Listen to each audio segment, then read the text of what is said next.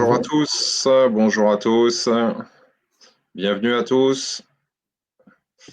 Nous sommes très heureux avec Flavien de vous accueillir pour ce webinaire spécifique pour les OFS. On va attendre encore quelques secondes que tout le monde arrive, tout le monde se connecte.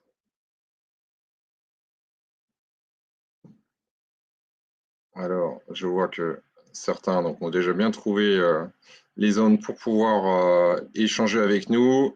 On a beaucoup de bonjours, donc ce sera également de cette manière pour nous poser vos questions, interagir pendant cette présentation. Donc ça, sur le webinaire qui va traiter de comment faciliter la gestion de vos BRS. 1 heure ensemble pour vous apporter des informations, des explications et des solutions concrètes.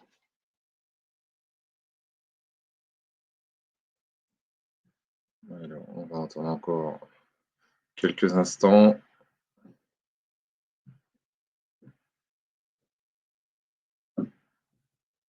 D'ailleurs, j'en profite si certains d'entre vous ont déjà des questions et des sujets particuliers, n'hésitez pas à commencer à nous les partager dans les commentaires. Cette session aussi, je précise, va être enregistrée, qui permettra un replay et notamment aussi pour ceux qui n'étaient pas disponibles sur ce créneau horaire de pouvoir profiter de cet échange.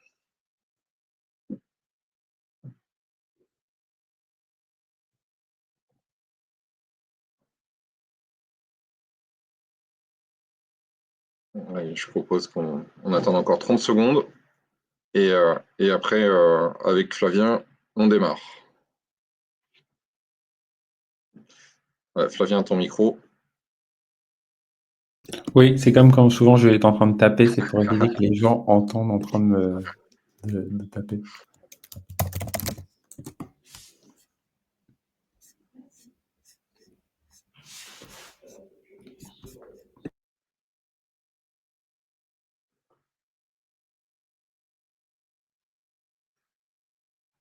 Oh, Flavien, si tu es OK, je te propose qu'on démarre parce qu'on a un sujet Allez, on y va. assez chargé. Donc, il faut qu'on arrive à tenir cette présentation, d'avoir une session aussi de questions-réponses qu'on va traiter en fin. Mais n'hésitez pas, pendant tout le déroulé, de nous écrire et de nous poser les questions complémentaires si on va trop vite sur un point. Donc, effectivement, ce webinaire va traiter de comment faciliter la gestion de vos BRS. C'est dans le cadre d'un partenariat qu'on développe entre Hublot et MyBRS. On allie nos forces et nos complémentarités pour pouvoir répondre à ce vaste sujet que la gestion des BRS, la gestion au quotidien.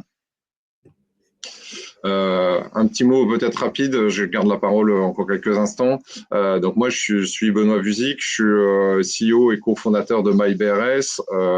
J'ai eu l'occasion de rencontrer certains d'entre vous début décembre dernier au congrès des OFS.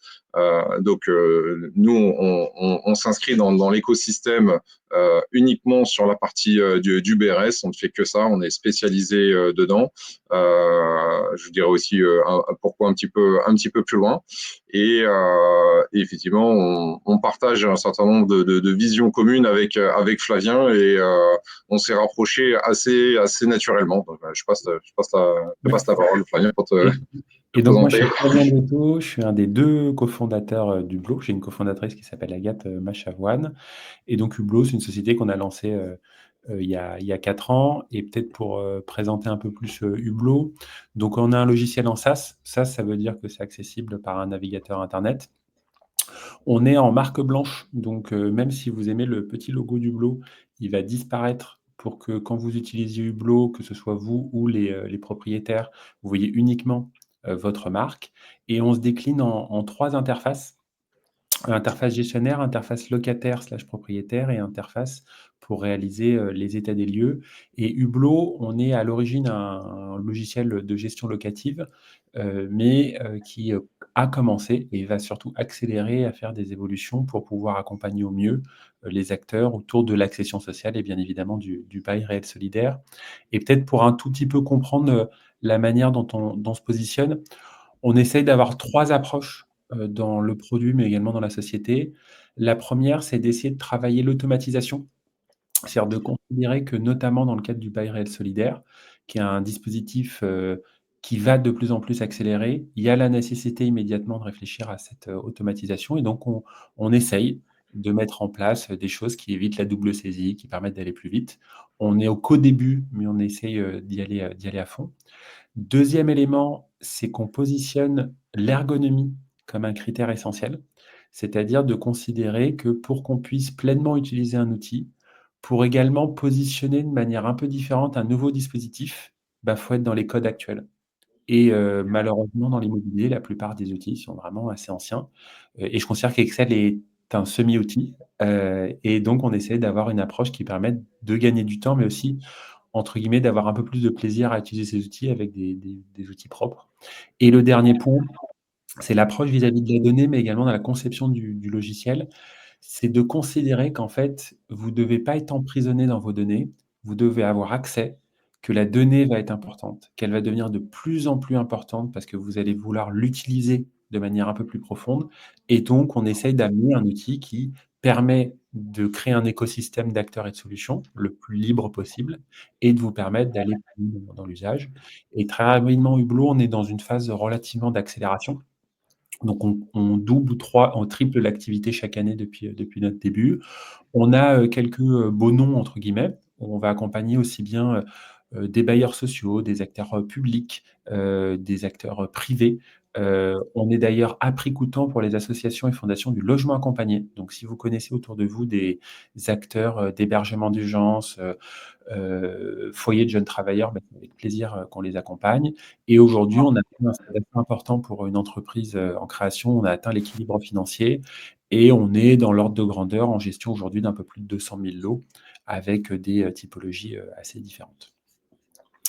Et je laisse la parole à Benoît pour peut-être, présenter MyBRS. Oui, effectivement. Alors, MyBRS a été créé après ma propre histoire, parce que je suis moi-même en fait acquéreur en bail réel solidaire. Alors, je suis pas forcément le profil, on va dire classique de l'acquéreur en bail réel solidaire. Je suis pas forcément un vrai primo-accédant, mais je suis un ancien propriétaire qui a dû vendre son logement et qui n'a pas pu racheter, donc qui a passé en location et avec cette frustration de la location et qui, grâce on va dire, la réévaluation des barèmes d'éligibilité au 1er janvier 2024, j'ai pu redevenir éligible. J'ai pu devenir éligible à ce moment-là pour le dispositif de ARL solidaire et la chance d'avoir un programme qui s'est lancé juste en face de mes fenêtres, sur lequel je suis devenu acquéreur. Et donc, derrière ça, j'ai surtout remis ma casquette d'ancien banquier qui a accompagné beaucoup de clients dans l'accession. Et je me suis rendu assez vite compte que pour un primo-accédant, faire une première acquisition dans le neuf, en bail réel solidaire, avec un financement immobilier un peu atypique, entre autres, ça fait beaucoup de choses. Donc, il y avait un besoin d'accompagnement. Donc, on a créé MyBRS pour ça, pour l'accompagnement du particulier. Et à partir de ça, on a développé beaucoup d'autres axes, puisque le propriétaire qui est déjà propriétaire en bail réel solidaire a besoin d'être accompagné. On s'est rendu compte aussi que les OFS avaient aussi besoin d'aide sur un certain nombre de sujets sur lesquels on pouvait être utile. Donc on a cette approche d'accompagnement et de rester à taille humaine et de pouvoir personnaliser notre accompagnement. Aujourd'hui, dans nos priorités, il y a le sujet de la vente et de la revente, même plus d'ailleurs la revente que la vente, puisque sur la revente, il y a finalement pas d'acteurs clairement identifiés et qui se sont spécialisés sur la revente en BRS. Donc là-dessus, nous c'est C'est notre axe, l'un de nos axes prioritaires. Ensuite, on a assez vite compris le sujet de l'équipement CRM et donc d'où le rapprochement avec Hublot qu'on a assez vite identifié comme étant l'acteur qui est en capacité de pouvoir fournir un outil véritablement spécifique et très bien conçu. Et notre accompagnement, on a surtout cet accompagnement avec le côté humain. On traite en direct avec les acquéreurs potentiels, les propriétaires, les OFS, et on essaie de pouvoir intervenir sur toute la chaîne de valeur qui entoure le bail réel solidaire. Donc, pour nous, il y a plusieurs choses. Il y a besoin de simplification. Alors, sur la gestion, sur la partie CRM, donc même si le slide apparaît côté MyBRS, en fait, on s'appuie bien sur Hublot hein, derrière cela.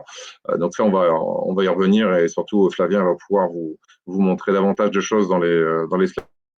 L'accompagnement humain et financier, on a mis en place des process pour faire connaître les dispositifs, le faire comprendre aux acquéreurs potentiels, que ce soit pour une première acquisition, sur la revente, pour ceux qui vont se positionner sur leur achat, sur l'éligibilité, sur la partie du financement pour le particulier.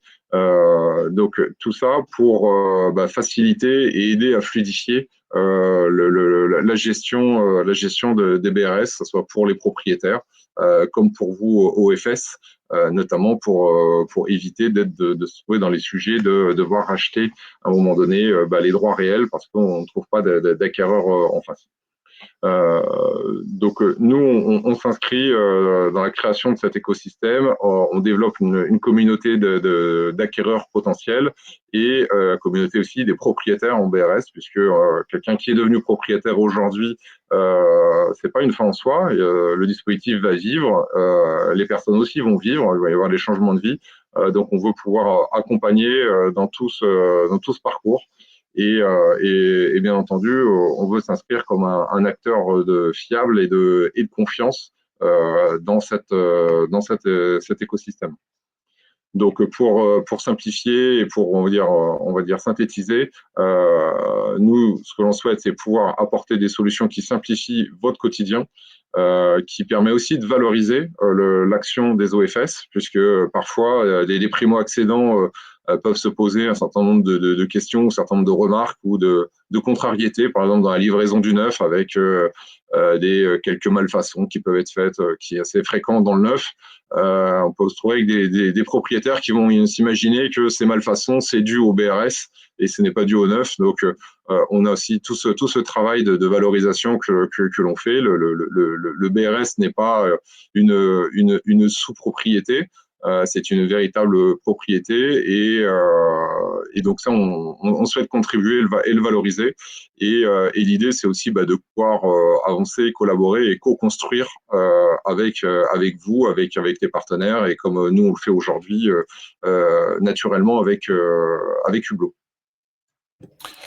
Et peut-être pour donner un peu de contexte, l'idée c'était de partager quelques chiffres. Alors je pense que vous les connaissez par cœur, mais c'est quand même un point important. En fait, avec Benoît, on croit beaucoup à l'émergence du BRS, parce que économiquement, c'est un produit qui a vocation à attirer un public assez grand du fait de ses différenciations. C'est-à-dire que c'est fondamentalement le produit qui permet aujourd'hui de créer de l'accession à un prix raisonnable, donc à des classes qui ne pourraient pas y avoir accès avec des écarts entre 30 à 50% par rapport, on va dire, au marché classique. On a des dispositifs fiscaux complémentaires qui permettent de rajouter des éléments. Donc, on est vraiment sur un produit qui, aujourd'hui, permet d'avoir une qualité de bien à un prix défiant toute concurrence. Et on est aujourd'hui sur une dynamique assez intéressante. C'est-à-dire que c'est un segment qui a vu apparaître d'assez grand nombre d'acteurs. Alors, le chiffre varie quasiment de mois à mois, mais aujourd'hui, on est à peu près à 150 organismes. Et on voit qu'on arrive certainement à un plateau un peu sur les éléments, c'est-à-dire qu'on voit réapparaître la même dynamique un peu que dans le logement social en termes de maillage territorial, c'est-à-dire qu'il y a des acteurs qui vont être sur l'ensemble du territoire et des acteurs beaucoup plus régionaux, et avec un mixte entre des organismes qui sont en lien direct avec le logement social et des organismes qui sont plutôt en lien avec le département. Et on est donc aujourd'hui sur un maillage qui est national, avec un assez grand nombre d'acteurs, hein. Faudra peut-être à même un moment se poser la question si on arrive, peut-être déjà à un niveau de première consolidation ou si le nombre a vocation à étendre. Mais aujourd'hui, on peut considérer qu'on a une représentation assez importante de la France, et avec une évolution assez dynamique, puisqu'on reste peut-être en nombre de lots encore réduit quand on compare, par exemple, peut-être à tout le marché du logement social ou à d'autres éléments du panel de transactions en France. Mais quand on regarde en variation, on s'aperçoit qu'on est sur un marché qui connaît des croissances de 40-50%, et surtout avec une visibilité assez importante. C'est-à-dire qu'aujourd'hui, on sait que c'est un marché qui, dans les 3 prochaines années, va continuer à croître.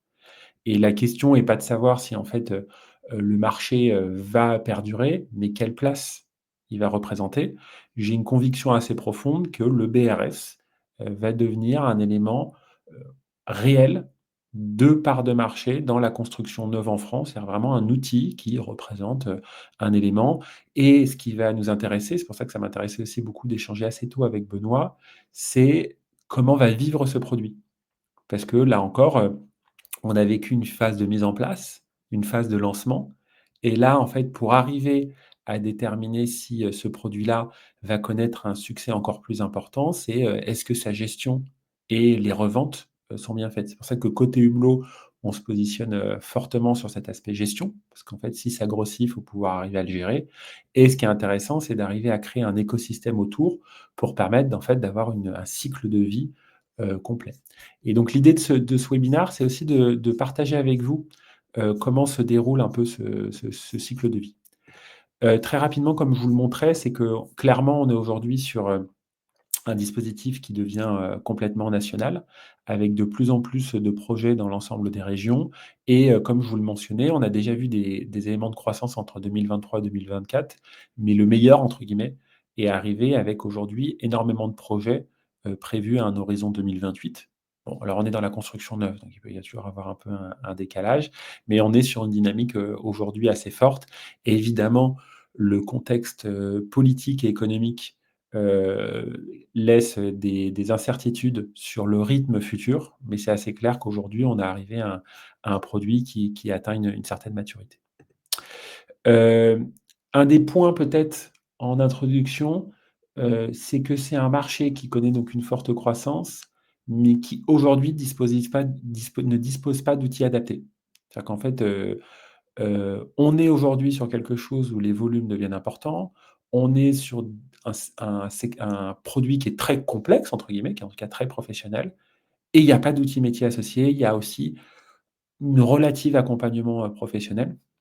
Et donc en tout cas, côté Hublot, mais c'est aussi du côté de MyBRS, c'est justement comment faire émerger des choses qui permettent d'être certain qu'on va pouvoir accompagner au mieux, cette croissance. À droite, c'est des vrais copies-écran. C'est vraiment des copies-écran, d'outils actuels, qui sont souvent complets sur certains segments de marché. Il y a des outils très intéressants sur la construction neuve, sur la promotion, éventuellement sur des notions de gestion locative plutôt privée, mais pas du tout adaptés, à ce que pourrait avoir besoin, l'activité BRS. Et pour moi, c'est, impossible d'imaginer que je peux gérer, plusieurs milliers de lots si j'arrive pas à avoir un paramétrage et un outil de plus en plus complet. Et c'est dans cette, position que Hublot se met. Et l'idée, c'est que je vais laisser passer, la main à Benoît. On va essayer de reprendre un peu le parcours classique, d'un BRS, c'est-à-dire d'alterner entre commercialisation puis gestion, et d'essayer d'expliciter au mieux les points qu'on avait vus, de souffrance, et comment on peut mieux accompagner. Et bien évidemment, on est à l'écoute de vos questions, de vos interrogations. L'objectif aussi aujourd'hui, c'est d'éventuellement de partager sur l'ensemble des points que vous voyez et d'avoir des éléments, concrets.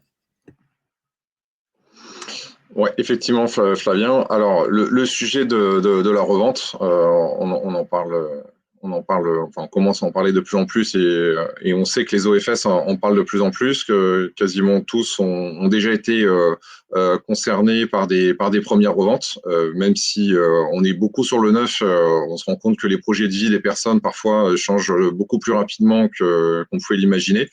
Donc effectivement, le sujet de la revente va devenir de plus en plus important côté OFS. Donc tout le suivi, mais quand on dit le suivi, ça veut dire retrouver un nouvel acquéreur et on va dire toute la difficulté, on va dire, du process qui n'est pas aujourd'hui maîtrisé par les acteurs agents immobiliers traditionnels. Là-dessus, d'ailleurs, on est en train de préparer toute une formation pour eux pour former justement le marché là-dessus parce que le BRS est vraiment particulièrement méconnu, même des professionnels. Et c'est ça qui nous a un petit peu surpris aussi ces dernières semaines. On pensait que c'était un peu mieux connu, quoi. Donc, il y a les sujets de la revente, il y a les sujets de l'accompagnement des familles. C'est-à-dire que sur les premières acquisitions, que ce soit dans le neuf ou dans l'existant, ou demain d'ailleurs dans la réhabilitation, puisque aussi dans les convictions profondes, et pour ceux qui étaient à Nantes le mois dernier, c'est qu'effectivement le sujet réhabilitation va certainement prendre une part beaucoup plus importante dans les futurs lots qui vont arriver en BRS en France. Donc là-dessus, il y a aussi tout l'accompagnement pédagogique que nous, on déploie pour éduquer les propriétaires, éduquer déjà les 90% de ménages français qui sont éligibles aujourd'hui, mais qui n'ont jamais entendu parler du bail réel solidaire. Donc ça fait partie des sujets sur lesquels on avance. Sujet des financements également, puisque toutes les banques ne financent pas aujourd'hui, ou quand elles le financent, c'est certains programmes et pas d'autres. Il y a beaucoup de particularités. Donc c'est pareil, dans l'accompagnement, on ne laisse pas sur le bord du chemin les acquéreurs et les ménages sur ce sujet. On essaye de pouvoir trouver des solutions et là-dessus, on a des solutions aussi à vous apporter. Donc, notamment, on va le voir un peu plus en détail. Nous, on a créé une formule qu'on appelle une BRS intégrale, c'est-à-dire qu'il y a quatre, on va dire, il y a quatre thématiques. La première, elle est avec l'appui du BLO, cette partie gestion, cette partie logicielle. Donc ça, je ne rentre pas plus dans le détail. Il y a la partie communauté, comme on développe une communauté d'acheteurs potentiels et aussi cette communauté des propriétaires déjà existants. D'ailleurs, un propriétaire en BRS aujourd'hui qui est revendeur demain sera peut-être un nouveau acquéreur en BRS sur un autre programme. Toute la partie académie, c'est la partie formation, que ce soit pour les acquéreurs, la formation, comme je vous disais, des professionnels aussi. Nous, on va s'appuyer aussi sur des agents immobiliers qu'on va former nous-mêmes pour qu'ils soient opérationnels et qu'ils comprennent bien les subtilités du bail réel solidaire. Et du coup, la partie financement pour faire aboutir les opérations. Et notamment, on sait que quand il y a eu la remontée des taux rapides et les problèmes de TEG, il y avait aussi des acquéreurs qui n'ont pas pu finaliser à cause de ce sujet. Donc le financement est quelque chose de particulièrement déterminant. Donc sur la partie effectivement CRM, c'est toute la plateforme avec Hublot. Donc je passe rapidement parce que ça, je vais laisser le temps après à Flavien d'aller plus dans le détail sur cette partie. La communauté d'acheteurs, comme je vous l'indiquais, et également communauté des propriétaires. La partie académie, donc sur toute la partie formation, donc on réalise beaucoup de supports de formation, on fait des webinaires tous les mois pour des thématiques différentes qui sont en lien systématiquement avec le BRS et parfois on traite des sujets même immobiliers au sens large, mais avec toujours un focus particulier sur la partie du BRS. Et la partie du financement, même si notamment sur des programmes que lorsque vous lancez de nouveaux programmes, il y a souvent un acteur local qui s'occupe aussi de la partie financement. On peut venir aussi en appui, puisque un peu de concurrence, parfois, ça fait pas de mal pour les acquéreurs potentiels. Et puis, s'il y a une banque qui n'arrive pas à suivre sur une opération pour un acquéreur, peut-être une autre banque pourra s'y intéresser. Et ça me permet de juste rebondir sur ce que mentionnait Benoît, c'est que, en fait, ce qui a apparu très clairement avec le BRS, c'est que c'est un nouveau métier pour beaucoup d'acteurs. Et c'est de nouveaux métiers en particulier quand même pour des gens qui seraient autour de la sphère que je qualifierais de publique, notamment si dans notre audience, on a des gens qui sont directement liés à du logement social.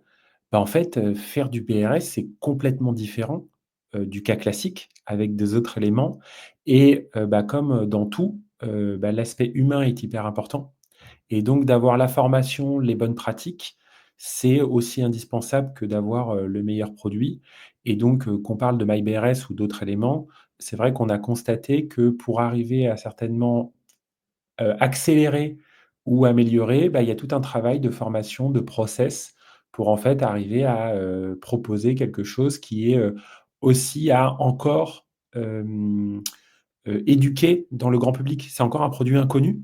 C'est un produit qui peut être perçu comme étant un peu complexe. C'est un produit sur lequel il y a certainement encore un effort marketing à réaliser pour qu'il soit mieux perçu et qu'on retire les termes, mis par, des notaires ou des juristes pour décrire une réalité, mais qui ne se comprend pas, pour le commun des mortels, pour arriver à y aller, un peu plus fort encore. Et une fois qu'on a entre guillemets «réglé» ce sujet de commercialisation, arrive le sujet de la gestion. En sachant que déjà au préalable, la plupart, des OFS vont se poser la question de: «Est-ce que j'internalise ou j'externalise?» Donc là, c'est une question assez essentielle, c'est de savoir, qui concrètement va réaliser cette gestion-là. On n'est pas sur la gestion «la plus complexe» entre guillemets, complexe sous-entendu, les règles sont assez claires et donc il y a pas trop de subtilité, on est sur un seul produit, mais la question c'est, une fois que je dis ça, quand même, comment je m'organise? Ce qui est assez intéressant dans le BRS et je remercie aussi d'ailleurs, un cabinet de conseil qui s'appelle Atico qui avait fait un assez gros travail et avec d'ailleurs certains acteurs du secteur pour essayer de comprendre en fait les différents besoins. Ce qui est assez intéressant, sur le segment, du BRS, c'est que, il y a plusieurs interlocuteurs et plusieurs besoins qui se mélangent quand on parle de la gestion du contrat.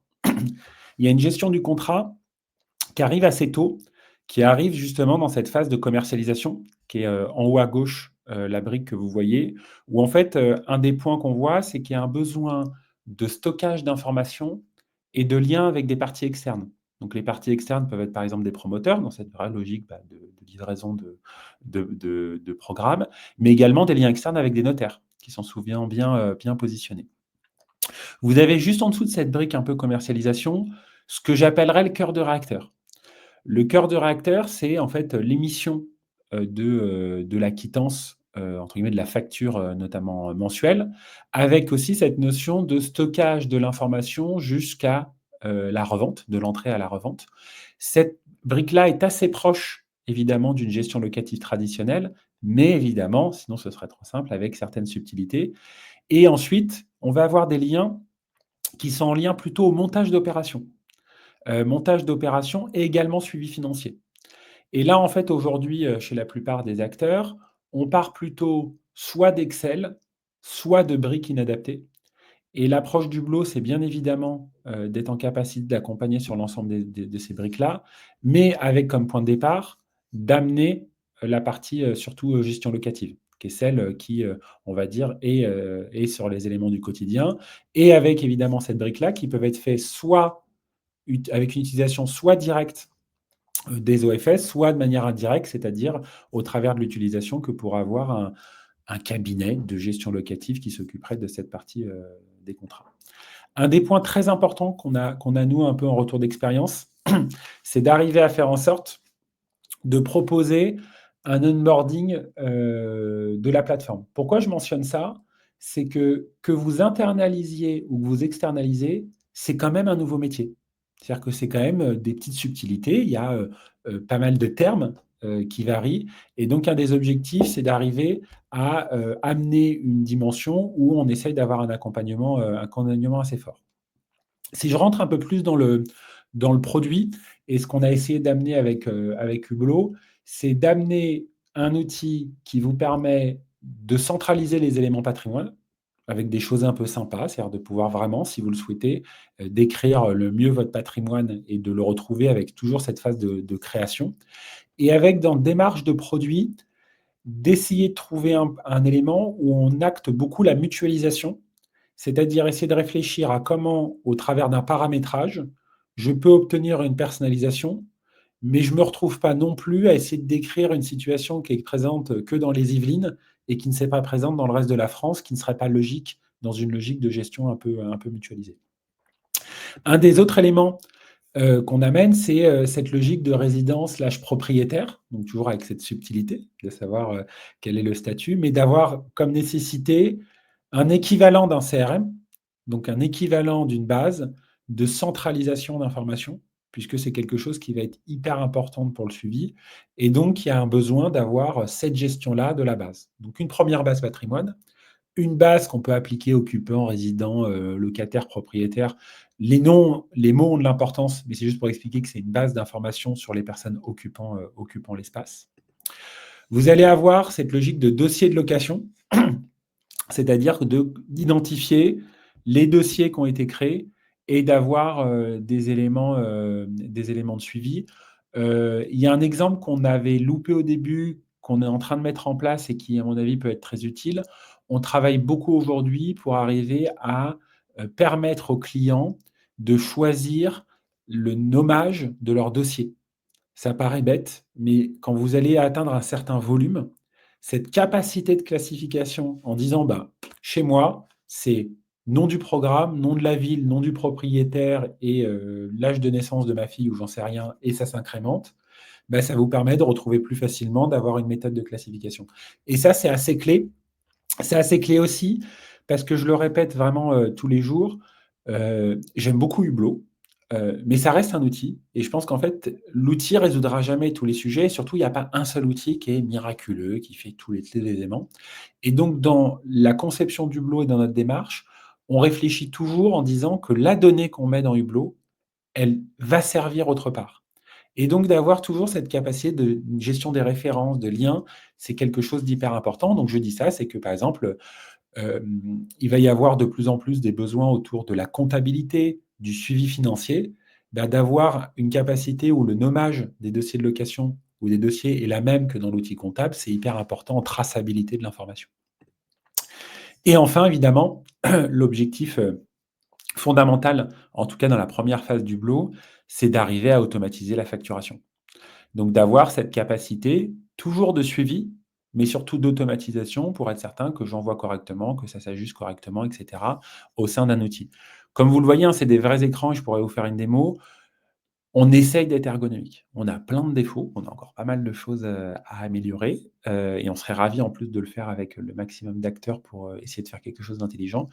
Mais on essaye dans l'usage d'avoir quelque chose de vraiment propre pour aussi pas passer des heures à essayer de chercher l'information, mais toujours dans cette logique de gain de temps, d'avoir l'outil le plus adapté à votre activité. Et bien évidemment, il y a la facturation, mais il y a la constatation du paiement, très important pour identifier les problématiques de paiement et l'enchaînement. Et juste très, très rapidement pour un peu comprendre quelque chose qui semble peut-être un peu ésotérique, mais c'est notre méthodologie dans l'accompagnement. Dans en fait la conception d'Hublot, que ce soit avant même qu'on ait quelque chose ou pour faire évoluer quelque chose, on va être énormément dans une approche de co-construction. C'est-à-dire d'essayer d'échanger au maximum avec les clients, pas pour en fait que eux nous disent quoi faire, mais pour essayer de comprendre leurs besoins et pour tester avec eux les propositions d'amélioration. Donc c'est quelque chose qu'on a je dirais, dans l'ADN, qu'on essaye de mettre en place pour en fait arriver à quelque chose où on construit ensemble un élément intéressant, c'est-à-dire qui prend les remarques pertinentes de chacun, mais on arrive à une conception un peu mutualisée de l'approche. Donc c'est quelque chose sur lequel aussi la démarche du Hublot, c'est pour ça qu'on se complète avec MyBRS, Côté Hublot, l'objectif, c'est de faire un produit, c'est de faire un logiciel. Mon objectif, c'est pas de vous mettre des consultants dans tous les sens ou de faire payer des prestations évolutives. Fondamentalement, ce qu'on essaie de faire, c'est à la fin de faire en sorte que vous soyez content d'un produit et que vous l'utilisiez. Et donc, notre approche, c'est systématiquement d'aller creuser et d'aller réfléchir dans cette démarche-là. Avec des méthodes de design thinking. Alors, je ne sais pas si tout le monde a déjà fait, c'est un peu ce qu'on caricature avec les post-it. Mais l'idée, c'est en fait d'essayer de prendre du recul un peu sur son activité et de comprendre les réels besoins et comment on peut implémenter. Énorme acteur de la conduite du changement, c'est-à-dire de se dire comment, face à un nouveau sujet, je vais peut-être mettre aussi à plat mes process et réfléchir sur la manière dont on adapte, avec des logiques de diagramme, c'est-à-dire qu'on essaie de mettre un peu en place. Donc, comme je le mentionne, on le fait, quand on fait évoluer une fonctionnalité, on le fait avant une fonctionnalité. Enfin, en tout cas, c'est une démarche qu'on fait, systématiquement et évidemment avec, plusieurs clients. Ce qui fait en sorte que ça fait des schémas comme ça où on identifie quelles sont les étapes pour une candidature, quelles sont les étapes pour le logement et avec un regard critique qui est mis systématiquement. Hem, Ce qui fait en sorte que quand, on a dit ça et pour rebondir sur la thématique, que je vous avais mentionnée, c'est la certitude qu'au final, c'est un écosystème d'acteurs et de solutions qui font la valeur, hein. C'est pareil, hein, sur les OFS, je pense que la valeur, elle va être créée par le lien qui va être fait avec tous les OFS et honnêtement, vous êtes un des segments sur lequel ça existe déjà et honnêtement, bravo pour avoir créé, cette dynamique. Bah, c'est la même logique de l'autre côté. C'est-à-dire que ceux qui veulent être en capacité de vous accompagner, ça ne peut marcher que s'ils se parlent entre eux, parce que vous avez autre chose à faire que de coordonner plusieurs acteurs. Et l'objectif, c'est d'essayer de proposer les offres les plus complètes, mais où vous vous sentez le plus libre. Et les plus complètes, c'est-à-dire celles où on fait en sorte que les acteurs se sont déjà parlé et proposent des liens, mais où vous vous sentez libre, c'est-à-dire qu'en fait, ça vous permet surtout de choisir le meilleur acteur ou l'élément qui est le plus adapté à votre besoin. Et donc, c'est dans cette démarche-là qu'avec Benoît, on a pas mal réfléchi sur comment on pouvait essayer de proposer quelque chose qui est assez adapté. Et surtout, en fait, l'essence même de cette démarche, j'espère qu'elle dépasse même un tout petit peu MyBRS et Hublot. C'est-à-dire que ce que je suis certain, c'est que le BRS ne peut connaître un succès complémentaire et encore réel, hein, encore plus marqué, que si en fait il y a un effet vertueux sur la création d'un marché attractif.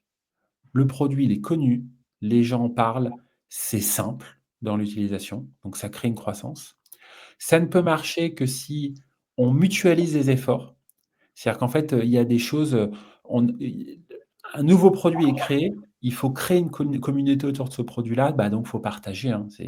Si je prends un exemple, peut-être un peu bébête, mais quand j'utilise, Le Bon Coin, c'est parce qu'en fait, je sais que sur Le Bon Coin, bah, c'est là où il y a toutes les annonces. Donc il y a un effet et une nécessité à mutualiser, ces éléments-là pour en fait créer, un usage de plus en plus répété et bien évidemment, c'est, de créer cet effet d'échelle. Si chacun dans mon coin, je commence à réfléchir, à prendre un outil, un acteur, bah, déjà, je vais le payer plus cher et puis je vais pas réussir à générer des bonnes pratiques. Surtout que j'espère que, il y aura aussi une dynamique dans le secteur, hein. Il y a des gens qui iront d'un OFS A à un OFS B et donc plus on créera cette approche commune, plus on facilitera les échanges. Et ce qui veut dire que mécaniquement et souvent j'aime bien me positionner en opposition de quelque chose pour comprendre ce que je veux faire, il faut pas agir en silo, que ce soit dans votre organisation de manière générale. C'est-à-dire que en fait, la commercialisation, elle doit avoir un lien avec la gestion. Ce que je fais en action de commercialisation, les données que je récupère, bah, elles vont me servir en gestion. Il va y avoir quelqu'un qui revend, peut être un acheteur demain, et cetera. Donc, il y a aussi une logique de communauté. Deux, on est sur un segment où on est un produit qui est quand même complexe et professionnel. Et donc, il y a une nécessité d'avoir des approches bah, très visibles, très lisibles, très structurées. Il y a une nécessité de montrer qu'on ne gère pas de ça dans Excel et qu'on est assez pro. Ce qui marche aussi, hein, côté Hublot, cette nécessité. Mais parce qu'en fait, on rigole pas. On est sur des sujets financiers, donc il faut y aller. Et on est sur des démarches où, parfois, je sais que dans le logement social, il y a un côté où la personne, elle a déjà un logement, donc c'est déjà bien. Là, on est sur j'achète quelque chose. On est sur des sommes beaucoup plus importantes. On est sur des projets de vie beaucoup plus importants. Donc là encore, on doit avoir un niveau encore supérieur de demande. et sous-estimer le travail, l'importance autour de la commercialisation. C'est-à-dire que ce n'est pas parce que j'ai le meilleur produit qu'en fait il va se vendre. C'est ça souvent aussi un biais peut-être un peu français qui existe moins dans les pays anglo-saxons. En fait, un bon produit se vendra que si j'ai mis en place la meilleure équipe de commercialisation, la meilleure équipe de vente, si j'ai le marketing, si j'ai la communication. Et donc, tous les efforts qui vont être faits pour faire parler du produit, avoir une approche où c'est logique, c'est standardisé, ça va être hyper important. Et ça, pour moi, c'est vraiment un élément clé. C'est-à-dire que je crois beaucoup à ce produit-là, mais je crois encore plus à un produit où on aura travaillé le marketing, la commercialisation et fait en sorte qu'on a fait un parcours qui est moderne. Et c'est, je pense, là une des opportunités majeures, c'est qu'on crée un produit aujourd'hui où aujourd'hui on dispose d'outils nouveaux et une capacité de repartir de zéro. Donc autant essayer de proposer une approche digitale alors qu'on sait que dans l'immobilier, c'est pas forcément ce qui marche le mieux. Ce qui fait en sorte que dans la démarche, on a essayé de cumuler un peu deux approches. Côté Hublot, c'est l'approche logicielle. En clair, faire en sorte de proposer le produit qui vous permet de gagner du temps en ayant une personnalisation centralisée de données qui est beau. Et l'idée, je laisse peut-être Benoît compléter, que MyBRS amène une dimension qui complète cette brique uniquement logicielle. Ouais, tout à fait, Flavien. Donc nous, effectivement, on a le sujet de la revente, on a le sujet de l'accompagnement au sens large, on a le sujet de faire parler, de faire connaître aussi le bail réel solidaire, donc de prendre un peu cette voie au niveau national pour relayer les communications régionales qui peuvent être faites. Et donc c'est effectivement en mutualisant nos forces que l'on peut réussir à avoir un impact beaucoup plus marqué dans tout l'écosystème du bail réel solidaire. Et donc, effectivement, notre ambition, c'est de construire avec vous le meilleur outil de gestion immobilière pour le BRS. C'est-à-dire que nous aussi, MyBRS, on essaie de contribuer à apporter un certain nombre d'éléments pour que les équipes de Flavien puissent intégrer et de se dire, effectivement, on anticipe certains sujets, on intègre certaines fonctionnalités et les remontées sont hyper importantes. Les remontées aussi doivent pouvoir venir de la part des OFS.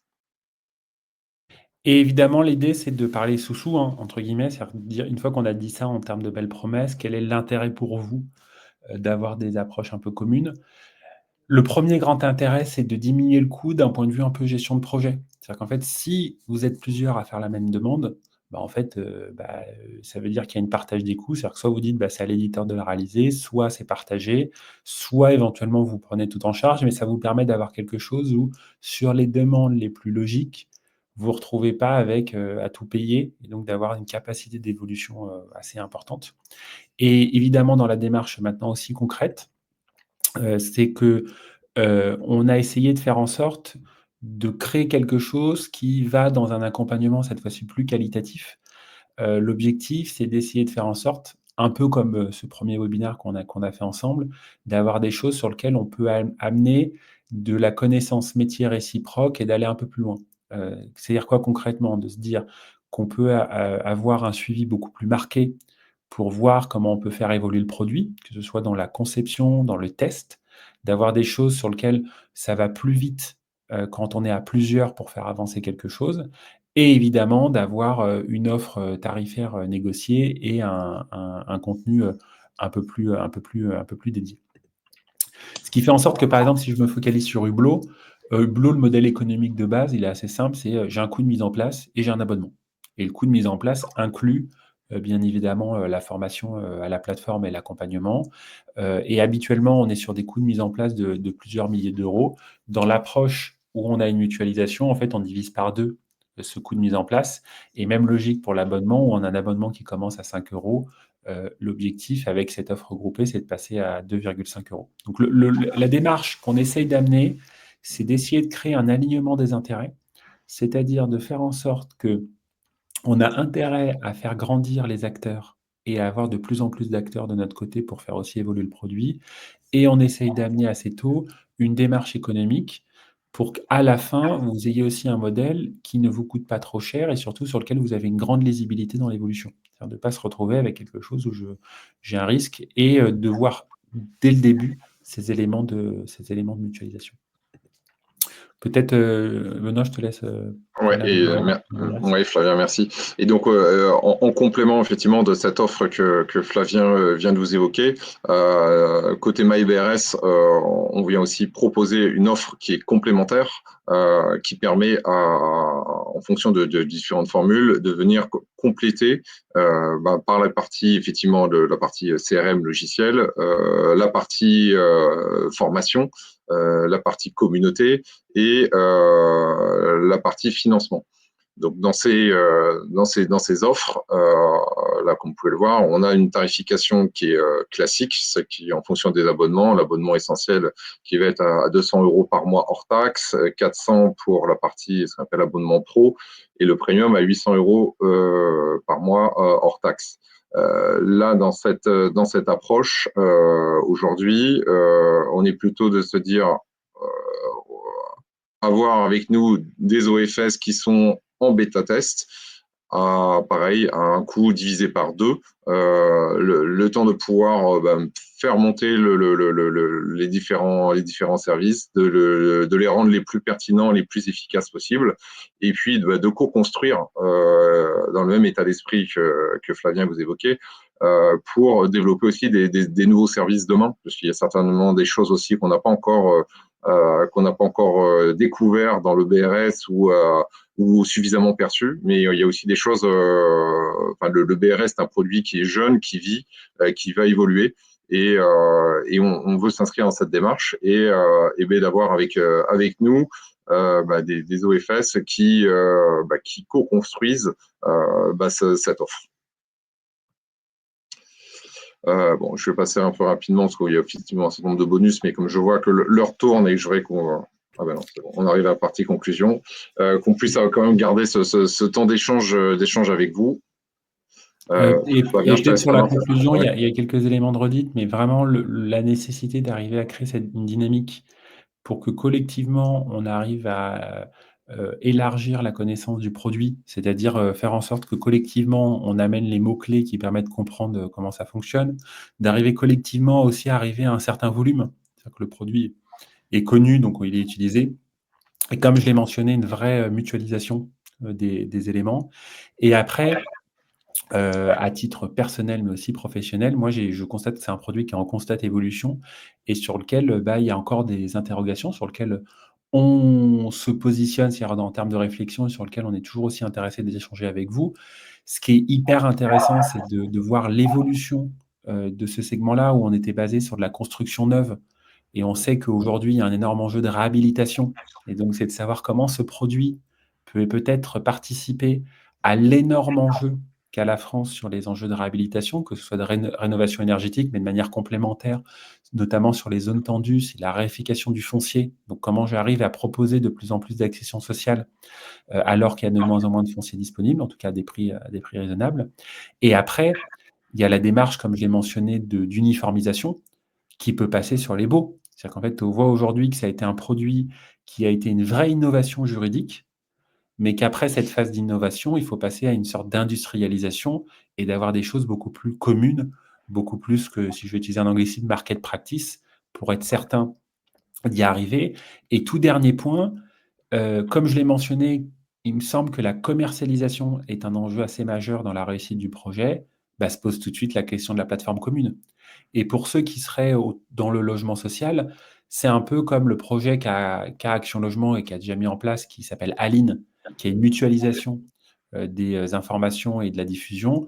Il me semble que si on veut faire en sorte qu'on arrive à être efficace, c'est-à-dire faire en sorte que chaque OFS arrive à avoir un process de commercialisation efficace et qu'en même temps, on fait en sorte qu'il y ait un marché, bah, il faut faire en sorte que les gens puissent retrouver au sein du même endroit l'ensemble des annonces et avec une capacité de sélection qui est propre au BRS. Je pense que c'est un produit qui est particulier, un peu comme quand je cherche un local commercial, bah, c'est pas tip top d'aller sur le truc classique, Le Bon Coin Se Loger. C'est pour ça qu'il y a des éléments. Je suis vraiment certain que le BRS va être un produit qui nécessite, notamment dans cette phase de commercialisation, une approche un peu plus spécifique et qui nécessite aussi un partage des éléments dans le respect des RGPD, dans le respect éventuellement de l'ensemble des contraintes autres réglementaires ou de politique interne. Mais honnêtement, il y a un vrai gain collectif à avoir avec une approche où on mêle des outils et on partage des données. On a terminé sur ce cours magistral d'éléments. L'idée, c'est avec Benoît d'accorder un peu de temps si vous avez des questions ou même des réactions. Comme je l'ai mentionné durant la présentation, ce qu'on essaye avec Benoît, c'est de commencer à constituer du contenu, une approche à destination de ce segment-là, mais on a besoin de vous. C'est-à-dire qu'on a besoin que vous nous remontiez les questions que vous avez, que vous nous remontiez ce qui est pertinent ou pas pertinent, parce que l'objectif, c'est pas que les gens perdent leur temps. Et donc, autant qu'on fasse en sorte de positionner le maximum de contenu qui vous apporte de la valeur. Donc, je vous laisse, si vous le souhaitez, poser vos questions dans le chat. On essaiera d'y répondre avec Benoît dans les 5-10 prochaines minutes.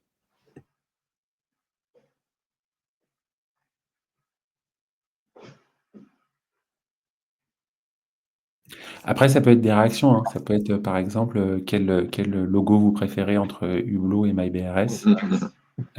Ou ça peut être des éléments un peu de ressenti aussi sur votre activité. C'est vrai que je n'ai pas tous les éléments et j'imagine qu'il y a une diversité sur aujourd'hui quelle est la dynamique au sein des différents OFS en termes d'évolution du parc.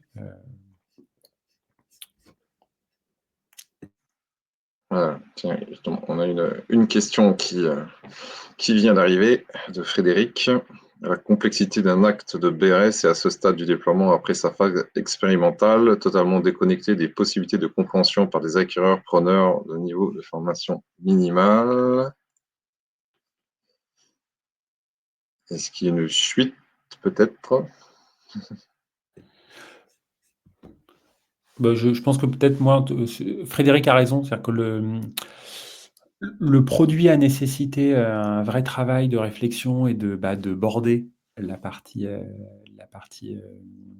légale, hein. Il y a eu un gros travail, hein, d'ailleurs des notaires où je pense que ça a même traduit une évolution, j'allais dire de la mentalité ou du segment où on voit que là, les notaires sont positionnés vraiment en acte de conseil et dans l'innovation. Mais c'est vrai qu'aujourd'hui, on a comme commun avec Benoît de venir quand même du monde de la banque, c'est chaud. C'est quand même pas hyper simple. Et en termes de simplification, Frédéric, vous avez raison. Il y a la possibilité d'utiliser l'IA. Donc, c'est toujours le même sujet. C'est maintenant que tout le monde connaît l'IA. Je pense que la prochaine étape dans l'IA, c'est justement l'intégration dans des outils métiers. C'est-à-dire qu'aujourd'hui, tout le monde l'utilise avec ChatGPT, mais alors, vous pouvez utiliser ChatGPT pour essayer de comprendre le BRS, ce sera un peu moins puissant. C'est un axe qu'on a au sein du Hublot, de l'utilisation de l'IA. On ne l'a pas encore mis à disposition de nos clients, mais par exemple, aujourd'hui en interne, côté Hublot, on a des agents d'IA qui nous permettent d'aller interroger des bases de connaissances internes. Et donc, pour répondre concrètement à votre question, je crois beaucoup à la simplification au travers de solutions de l'IA, mais avec une simplification qui serait basée sur des bases de connaissances très précises pour avoir justement cette capacité de réponse. Parce que ne pas oublier que, par exemple, sur l'IA générative, sinon il y a un risque, pas de dérapage, mais en tout cas d'avoir une réponse soit qui est trop neutre, soit qui ne répond pas exactement sur les éléments. Et on attend les questions de Simon qui nous a fait un peu de teasing. J'ai quelques questions à chaud, mais il n'a pas encore.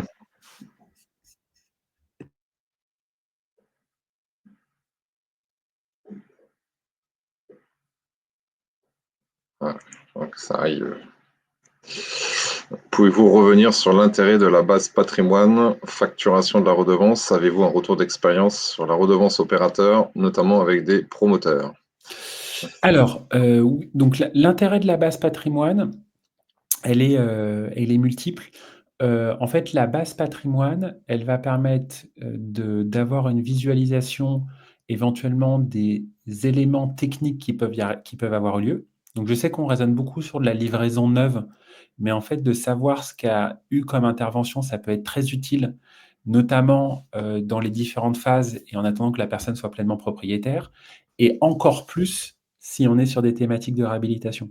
Donc la base patrimoine, pour moi, c'est ce qui permet de faire le lien entre la gestion de la redevance et une vraie suivi technique. Alors, je sais que résultat, il y a un transfert un peu des éléments où c'est au futur propriétaire, au propriétaire de faire, mais on a besoin d'avoir cette logique entre guillemets, de carnet d'entretien. Donc, c'est cet élément-là qui permet de faire le suivi. Et après, c'est toujours intéressant d'avoir une base qui permet de savoir c'est quoi mes diagnostics et d'avoir en tête, d'avoir une capacité de refléter peut-être aussi une visualisation du patrimoine par agence et par élément.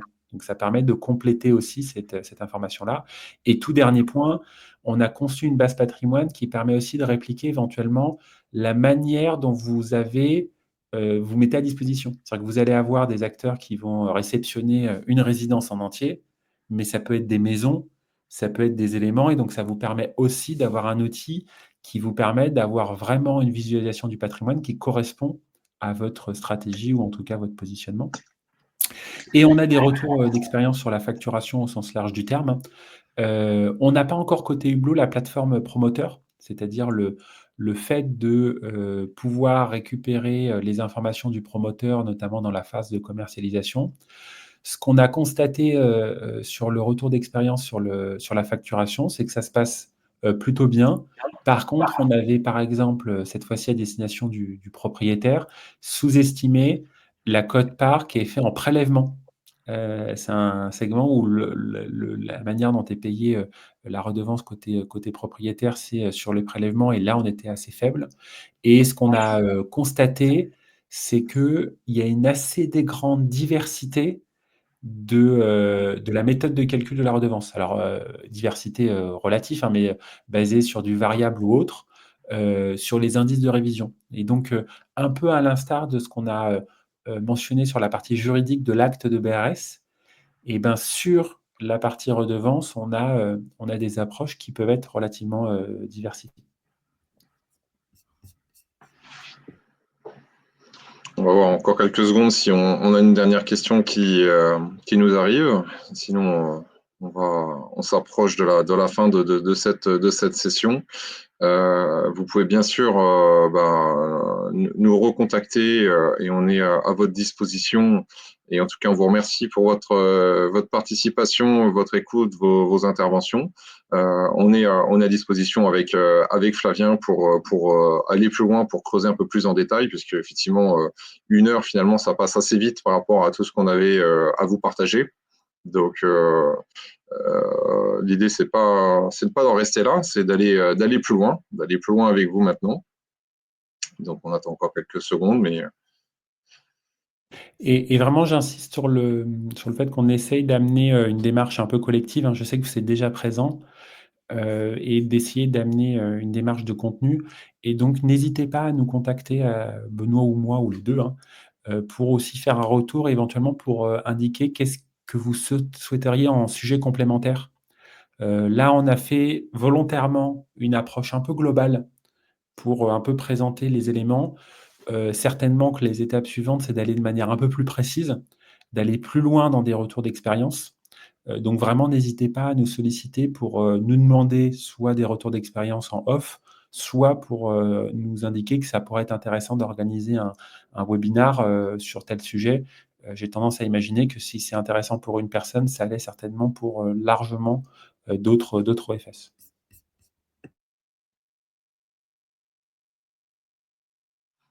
écoute, je pense que Flavien, ça sera le mot de la fin pour aujourd'hui. Bah, les gens ont faim, hein, je comprends. Ouais, j'ai l'impression. Et donc, bah, merci beaucoup pour votre temps et très bonne journée, bon appétit. Merci, à très bientôt. Merci, au revoir.